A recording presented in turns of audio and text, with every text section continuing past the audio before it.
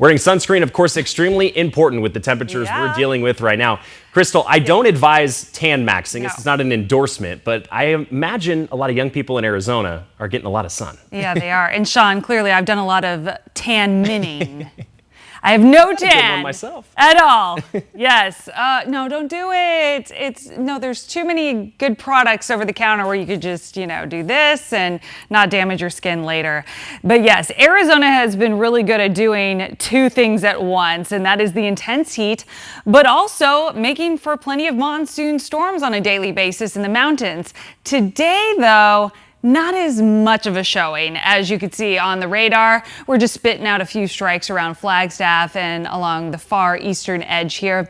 Quick little bursts of rain and a little bit of wind with these, but it really is an exception, not the norm today. But hey, we got to put our hands together for monsoon over the last week because we got a drought monitor update today and things are finally starting to move in the right direction. So here's last week's report. For a quick update, you're going to then, kind of compare this to the chunk that we carve out right through the higher terrain here of central Arizona.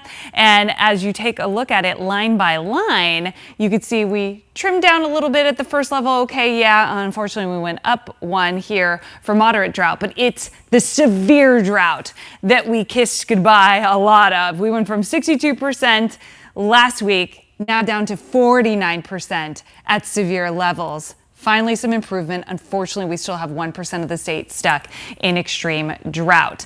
So let's check in on those monsoon rainfall reports so far this season. You could see we're above average from Flagstaff to Prescott's over 2 inches above, Payson nearly 2 above. We're looking good in Show Low too. So everybody's in the green in this area, and that's why we carved a lot out of that drought there.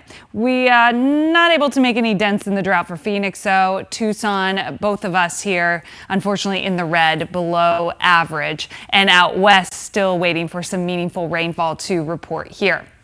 On the monsoon meter today, as advertised, few and far between, just twos out for far northern and eastern Arizona today, but still, every storm is capable of a quick downpour, which could trigger some flash flooding, especially in southeastern Arizona, gusty winds and lightning also. As we take a look at the 7-day forecast, you really have to wait until next week to start seeing those storm chances dial back up to where we could see a lot of activity. In the meantime, Flagstaff, you're looking at popping some 90s this weekend. The intense heat's going to continue for Phoenix straight through Tuesday.